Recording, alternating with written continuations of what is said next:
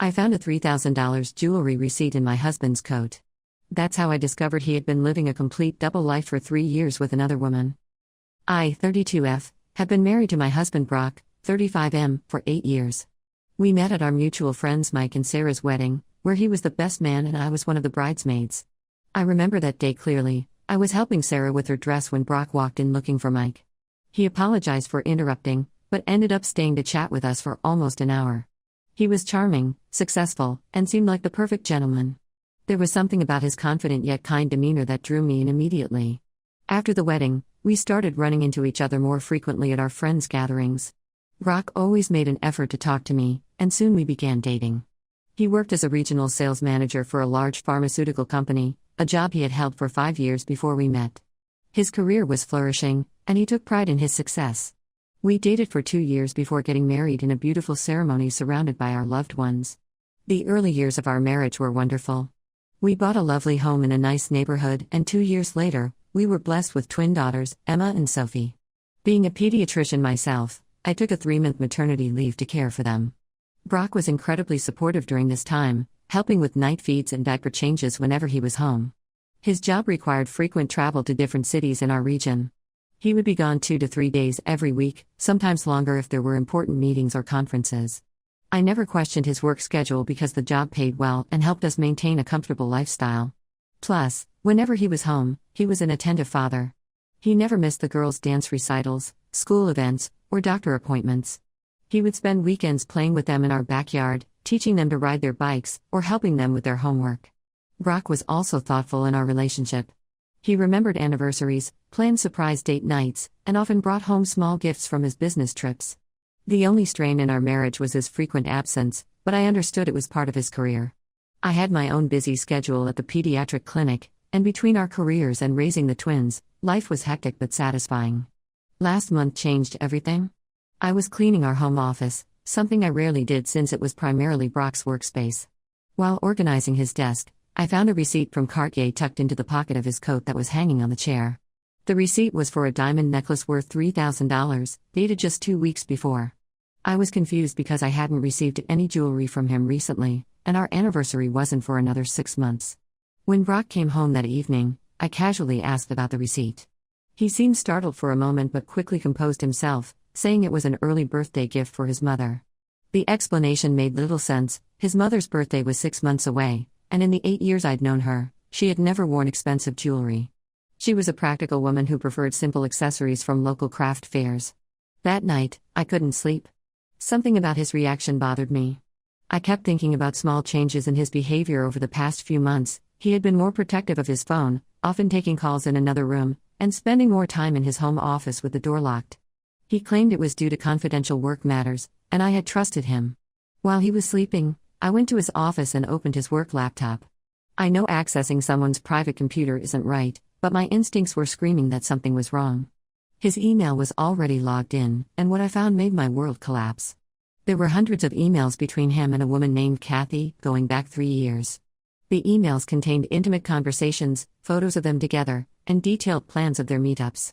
Kathy lived in Sacramento, one of the cities Brock frequently visited for work. They had been seeing each other during his supposed business trips. As I read through their correspondence, I felt physically sick. Brock had created an entire alternate life in Sacramento. He had rented a luxury apartment there under his name, where they would meet. He went by his middle name, James, and had told everyone, including Kathy, that he was a divorced father from Seattle with shared custody of twin daughters. This explained his weekly absences. He had used his actual work travel to establish a routine that wouldn't raise suspicions with either me or Kathy. The diamond necklace was a birthday gift for her. There were emails discussing how much she would love it. I found pictures of them celebrating Christmas together during a business conference, vacationing in Hawaii when he was supposedly at a sales training, and attending family events with her relatives. He had integrated himself into her life completely, meeting her friends, participating in her family gatherings, and planning a future together. The most devastating discovery came near the end of my search. Recent emails revealed that Kathy was 4 months pregnant with their first child. Brock had been ecstatically planning their future, looking at houses in Sacramento where they could finally live together permanently once his custody arrangement with his ex-wife, me, was sorted out. There were messages about nursery designs, baby names, and plans for their life as parents. I spent the entire night copying every email, photo, and document to my personal drive. I took screenshots of bank statements showing transfers to their joint account and saved copies of the apartment lease. By morning, I had compiled an extensive record of his deception. After Brock left for work, I found Kathy on social media and sent her a message. I introduced myself as Brock's wife and attached our marriage certificate, recent family photos, and pictures of our life together. I explained everything, that Brock wasn't divorced, that he lived with me and our daughters full-time, and that their entire relationship was built on lies. Kathy called me within minutes, sobbing uncontrollably. She had no idea Brock was married. In her version of reality, she was building a life with a divorced father who was planning to move in with her once his custody arrangement was finalized. She shared more details about their relationship, weekend trips, family events, plans for their future. She even told me about a Bahamas vacation they had planned for next month, the same week Brock had told me he had an important sales conference in Chicago. That evening, after putting the girls to bed, I confronted Brock. I waited until he was in his office and calmly walked in with my laptop. At first, he tried to deny everything, claiming I was misinterpreting things. But when I showed him the evidence and mentioned my conversation with Kathy, he turned pale. He hadn't expected me to discover his secret life, let alone contact his pregnant girlfriend. He broke down, begging me to understand that he loved me and our daughters more than anything. He claimed he had gotten caught up in something he couldn't control, that Kathy meant nothing to him. When I asked about the pregnancy, he became hysterical, promising to end things with her immediately if I would just give him another chance. I told him to pack his bags and leave. I couldn't stand looking at him anymore, couldn't bear the thought of him sleeping under the same roof as our daughters. Before he left, I informed him that I had already sent all the evidence to both our families. His face crumbled as he realized the carefully constructed facade of his life was completely shattered. Now, 3 weeks later, I'm dealing with the aftermath. Brock's family is pressuring me to forgive him, saying that exposing his affair to everyone was cruel and unnecessary. They argue that I should think about our daughters and try to keep our family together. His mother even suggested that since Kathy is pregnant, we could work something out for the sake of all the children involved. But how can I forgive someone who lived a double life for years? Who was planning to abandon his family for his pregnant mistress? Who lied not just to me, but to everyone around him? Am I wrong for refusing to give him another chance? Update 1: The situation has become even more devastating than I initially thought. After my last post, Kathy reached out to me again. We've been in regular contact, sharing information and trying to make sense of Brock's deception. During one of our conversations, she revealed something that made my entire body go cold. Brock had been using our daughter's college fund to maintain his life with her. When the girls were born, we opened a dedicated savings account for their education. Every month, we both contributed a portion of our salaries to ensure they would have the best opportunities in the future. The account had accumulated nearly $120,000 over the past 6 years. Brock had been named the primary account holder since he claimed to have more experience with financial management.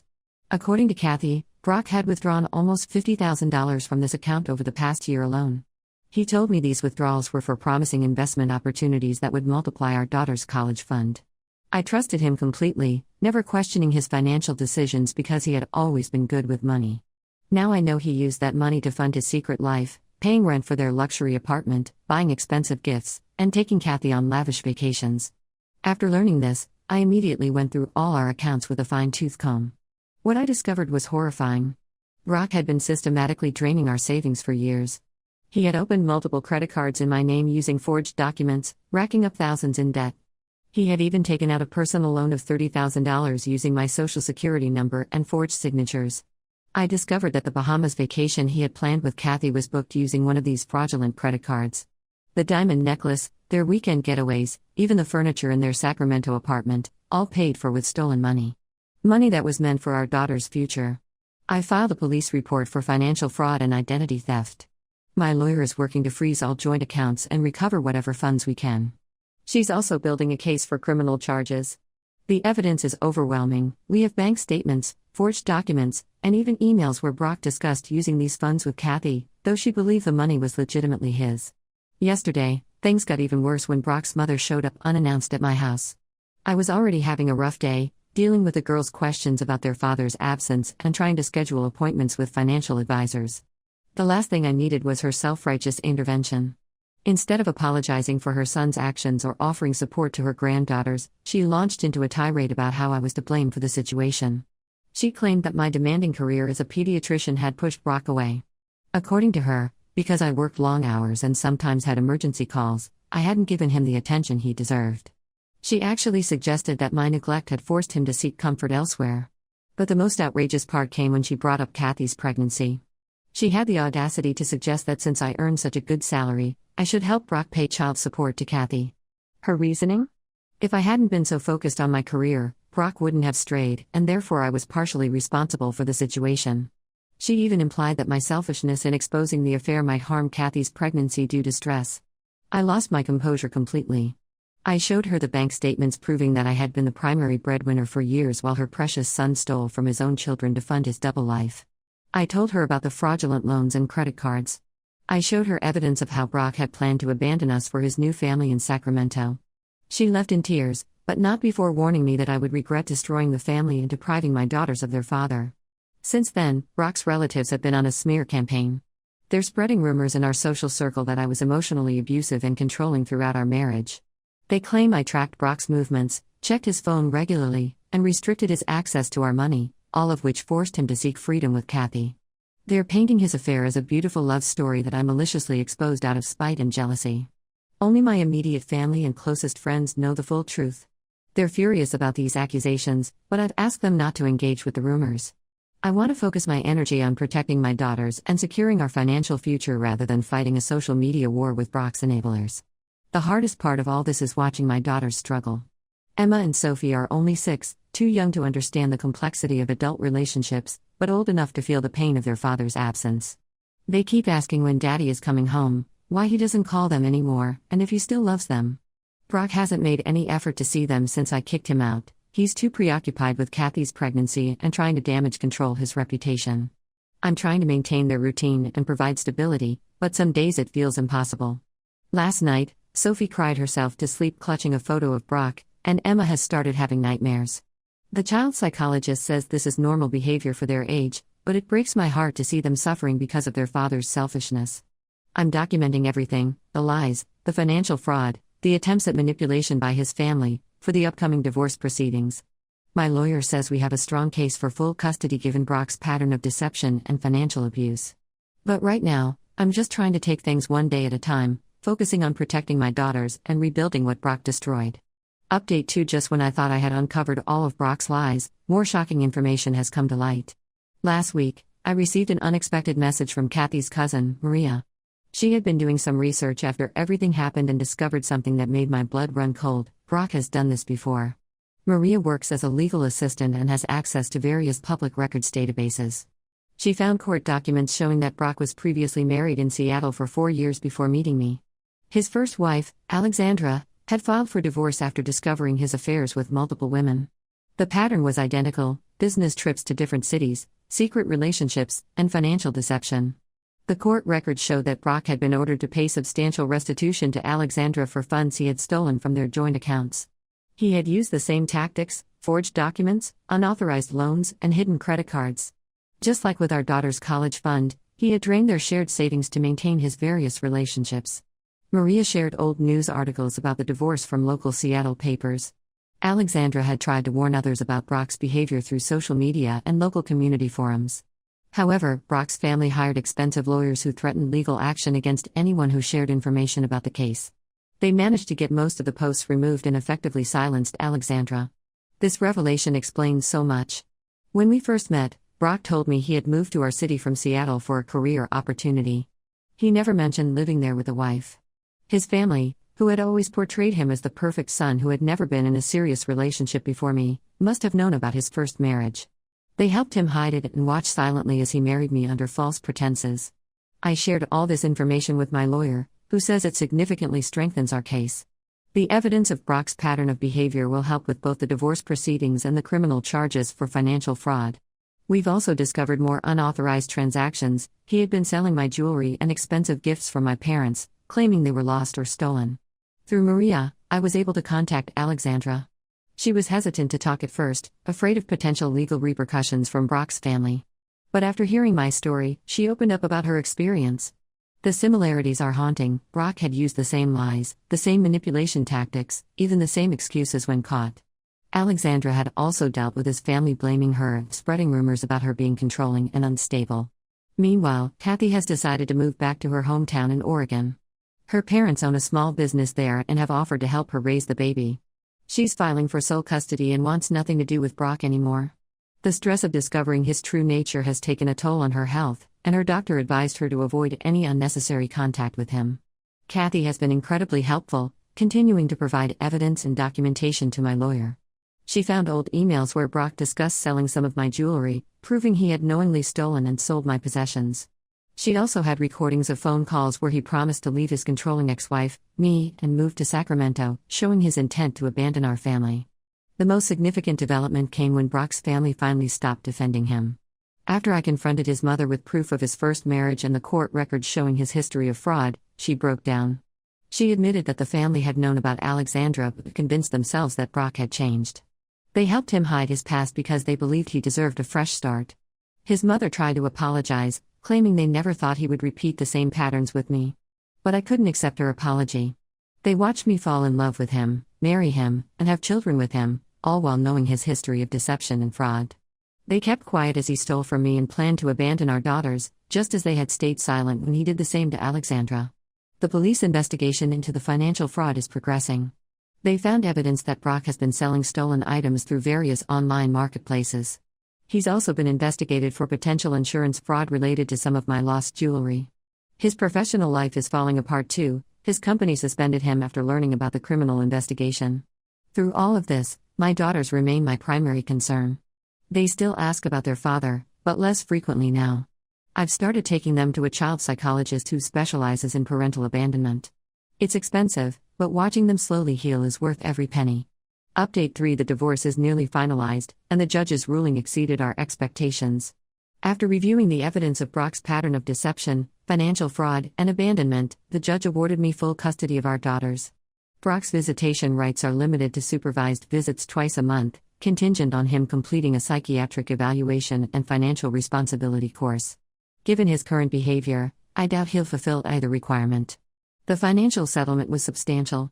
Brock is required to repay every penny he stole, including the money from our daughter's college fund, with interest. The judge also ordered him to pay additional compensation for emotional damages and legal fees. His attempt to claim partial ownership of my inheritance from my grandmother was rejected outright when we proved he had forged documents to access those funds. Kathy gave birth last month to a healthy baby boy. She named him Lucas and is doing well in Oregon. Her parents' support has been invaluable during this difficult time. She started taking online classes to complete her degree in early childhood education, determined to build a stable future for her son. Despite our unusual connection, we've maintained contact and developed an unexpected friendship. She sends me updates about Lucas and her new life, and I'm genuinely happy that she's found peace away from Brock's chaos. Surprisingly, she's met someone new, a local teacher who knows her full story and accepts her situation. He's been wonderfully supportive of her and Lucas. It's heartening to see her rebuild her life after everything Brock put her through. She's also helping with the ongoing criminal investigation into Brock's financial crimes, providing additional evidence as she discovers it. Alexandra, Brock's first wife, has become an unexpected source of support. After our initial contact through Maria, she's been helping me navigate the legal system and sharing insights from her own experience with Brock's manipulation tactics. She's now happily remarried and living in California, but the trauma of her marriage to Brock had lasting effects on her life. She had to rebuild her credit and financial stability from scratch, just as I'm doing now. I've completely cut contact with Brock's family. Their recent attempts at reconciliation feel hollow after learning they knowingly let him deceive another woman after Alexandra. His mother still occasionally tries to reach out through mutual friends, claiming she wants to maintain a relationship with her granddaughters. But I can't trust people who enabled his behavior not once, but twice. Emma and Sophie are adapting better than I expected. The therapy is helping them process their feelings about their father's absence. They still have difficult days, especially when they see their friends with their dads, but they're showing remarkable resilience. Their grades have improved, and they've started making new friends at school. The child psychologist says their progress is exceptional given the circumstances. Brock hasn't made any real effort to see the girls since the supervised visitation order was implemented. He canceled the first scheduled visit, claiming work commitments, and hasn't attempted to reschedule. His child support payments for both our daughters and Lucas are already behind, leading to additional legal proceedings. The last I heard, he's been staying with a friend since losing his job and apartment. As for me, I'm focusing on rebuilding our lives. I've sold our house, Too many painful memories, and bought a smaller but cozier home closer to my parents. I've returned to full-time work at the pediatric clinic, and my colleagues have been incredibly supportive. The girls love their new school, and we're slowly developing new routines and traditions as a family of 3. Sometimes I catch myself wondering how I missed the signs, how I let myself be deceived for so long. But then I remember that Brock didn't just fool me, he fooled everyone around him. He's a skilled manipulator who had years of practice perfecting his deception. The best revenge isn't dwelling on the past but moving forward and creating a better life for my daughters and myself. That's exactly what we're doing, one day at a time.